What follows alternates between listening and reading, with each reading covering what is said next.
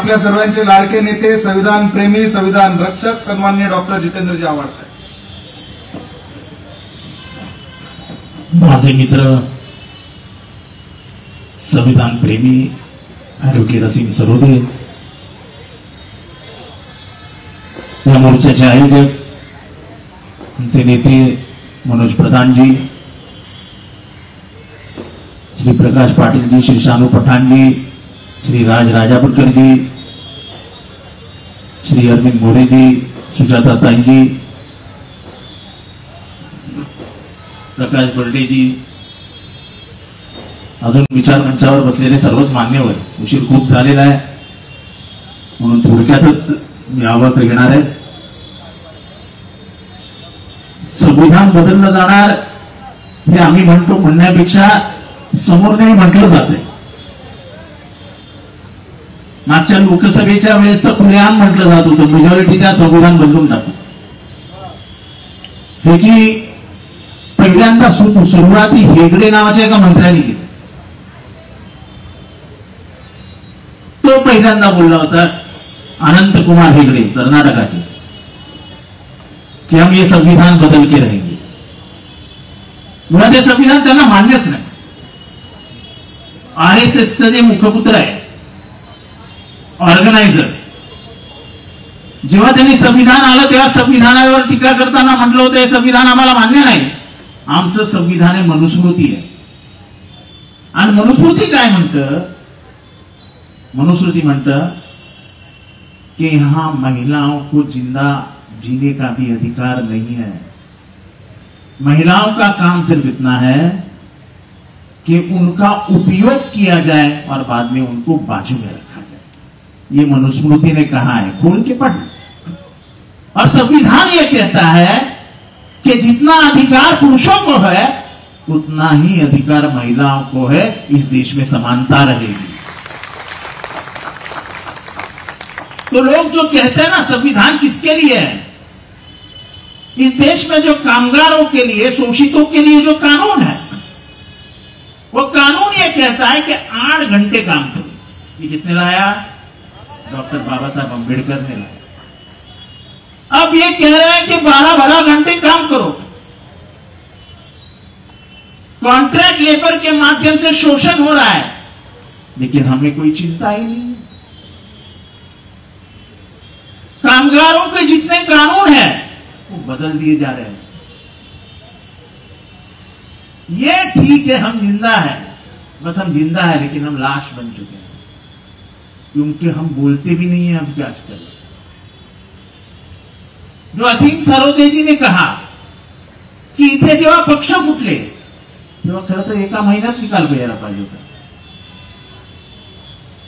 भारतामध्ये पक्षांतरबंदी कायदा जो 10th शेड्यूल आहे तो इतका मजबूत आहे की पक्ष फुटीनंतर परिस्थिती काय असली पाहिजे याचं सविस्तर अवलोकन लेखन त्याच्यात झालेलं आहे. मला माहित नाही न्यायाधीशांनी ते बघितलं की नाही. पक्ष फुटून आता 4 वर्ष होत आली तरी अजून निकाल. पक्ष फुटतोच कसा?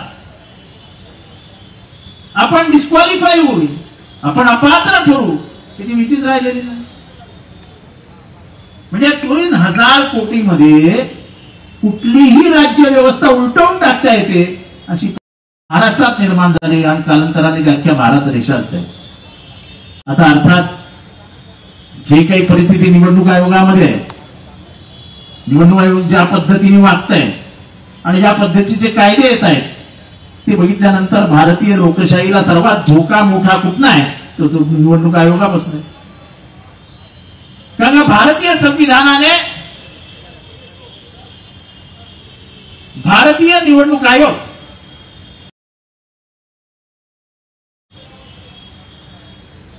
याला स्वातंत्र्य दिलं होतं. Autonomous body. आता सेशन आठवतो, सेशन पीएन सेशन मंत्र्यांच्या पीएला गाडीत उतरवलेलं त्यांनी. मंत्र्यांच्या पीएला की इलेक्शन कोड ऑफ कंडक्ट सुरू झाल्यानंतर कुठलाही मंत्री नाही, तो सर्वसामान्य नागरिक आहे, त्याच्याबरोबर सरकारी यंत्रणा जाणार नाही. इतकी ताकद निवडणूक आयोगात होती. तर निवडणूक आयोग म्हणजे भावलं झालं. बिहारमध्ये निवडणूक प्रक्रिया सुरू झाल्यानंतर प्रत्येक स्त्रीला भगिनीला 10,000 रुपये दिले जातील. ही लाच नाही तर काय म्हणायचं. म्हणजे पूर्ण महाराष्ट्रात दुष्काळ पडून हजारो लोक रस्त्यावर आली आहेत. आपल्याला 1,000 कोटी पण मिळाले नाहीत. पण बिहारला कर्ज काढून 31,000 कोटी रुपये हे निवडणुकीच्या दरम्यान वाटण्यात आले. 31,000 कोटी रुपये.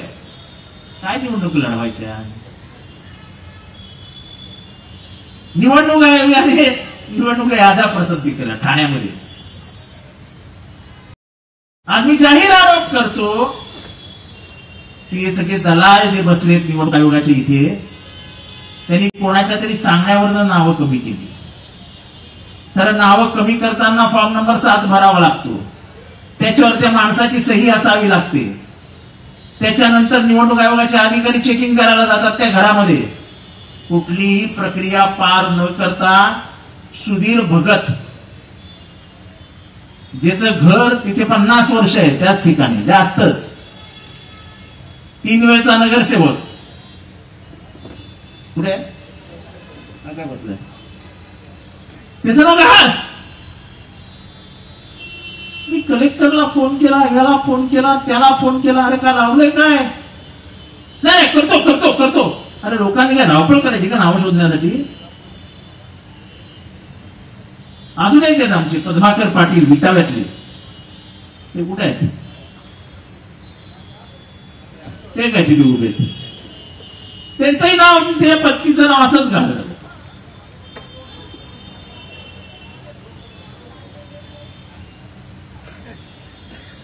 हे एसआयआर म्हणजे निवडून निवडून मतदार बाजूला करायचे, आपल्या सोयीचे मतदार ठेवायचे आणि बाकीच्यांना गाळ करायचे. हे मी साहेब हे इथे बोलतो नाहीये. निवडणूक प्रक्रिया चालू असताना 18 ऑक्टोबर 2024 ला मी, संजय राऊत पाटील, नाना पटोले, विजय वडेट्टीवार आम्ही जाऊन चोखालिंगमला भेटलो, जे निवडणूक आयुक्त आहेत. हमने उनसे कहा कि हम बड़े अदब के साथ कह रहे हैं कि चुनाव में घोटाले हो रहे हैं.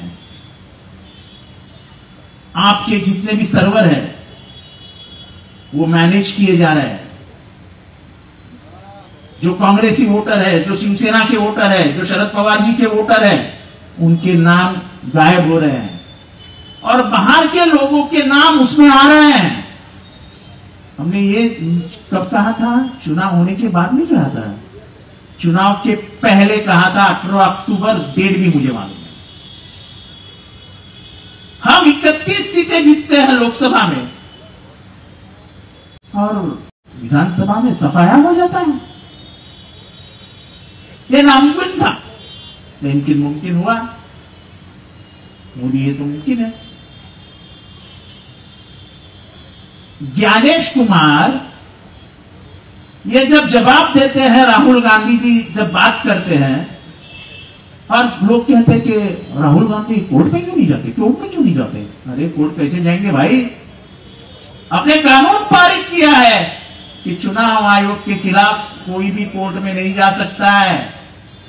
तो ये लड़ाई तो रास्ते पे ही लड़नी पड़ेगी. राहुल गांधी वही कर रहे हैं.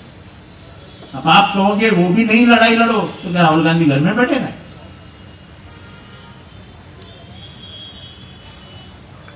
इन हालतों में जो हालात मुझे दिख रहे हैं, सबसे बड़ी बात हुई जो मैं इस स्टेज पे कहना चाहता हूं ये 3 महापुरुषों के सामने, कि एक आदमी जो पागल था वो हमारे सरन्यायाधीश के सामने खड़ा होता है, पैर से जूता निकालता है और जूता फेंक के मारता है. क्यों क्यों मारता है. क्योंकि वहां बैठा जो सरन्यायाधीश था, मैं कहना नहीं चाहता हूं, वो आदमी दलित था. यही उसके दिल में गुस्सा था और उसने एक कह के बताया, क्या यह व्यवस्था इस देश में चलेगी. जात के नाम पे, धर्म के नाम पे, प्रांत के नाम पे माहौल खराब किया जा रहा है, उसके जिम्मेदार कौन है? और हमने इसको सब करने का तरीका बताया, उसका अमल ही नहीं हो रहा है।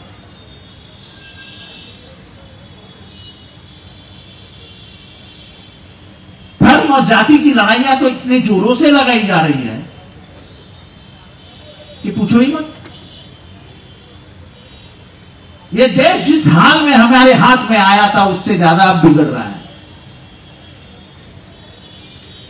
47 के पहले जैसे वो देश था, जो देश हमारे हाथ में गांधी नेहरू ने दिया था, और उसको सजाने का काम गांधी और नेहरू जी ने डॉक्टर बाबा साहब अंबेडकर को दिया था, और डॉक्टर बाबा साहब अंबेडकर ने एक संविधान बना के हमको अधिकार दिया था, वो अधिकार छीनने का काम।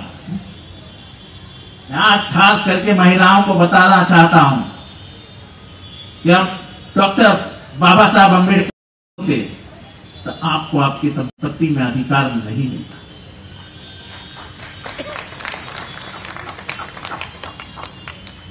ये तो आप शुक्रिया अदा करो। ये पहला फोटो जिनका है उनका नाम है महात्मा फुले। उन्होंने पहले बार महिलाओं की शिक्षण प्रक्रिया शुरू की, और वह शिक्षण प्रक्रिया सिर्फ दलितों के लिए, बहुजनों के लिए नहीं की।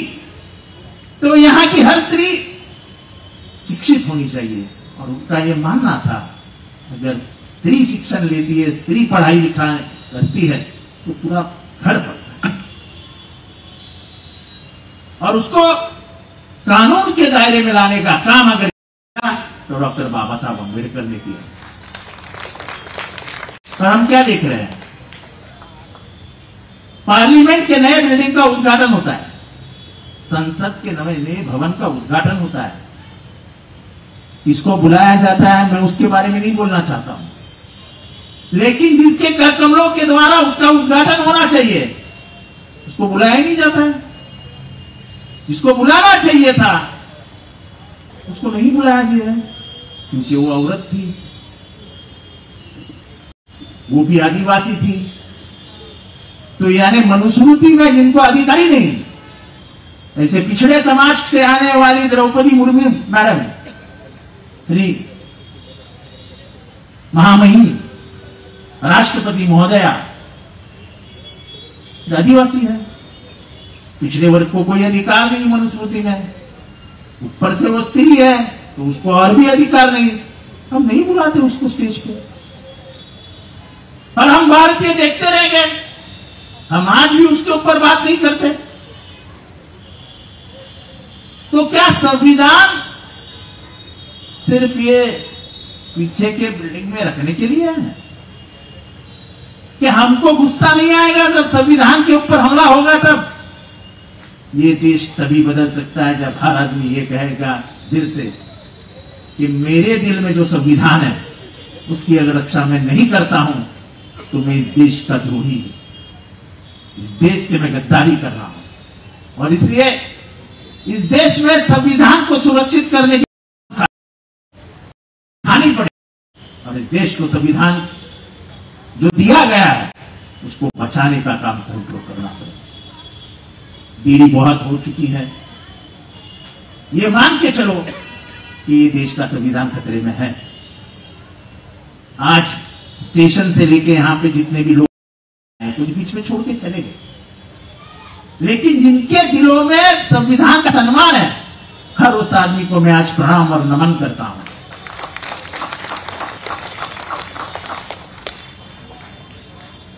क्योंकि आप जब तक होश में हो, होश के साथ खुली आंखों से देश को देख रहे हो, तब तक ये देश जिंदा रहेगा। इस देश का अगर संविधान के में आ गया तो समझ लेना गांधी नेहरू ने जो देश तुम्हारे हाथ में दिया था वो देश तुम्हारे हाथ से चला गया। इन्हीं लफ्जों के साथ, इन्हीं शब्दों के साथ मैं यहां पे अपने शब्दों को विराम देता हूं।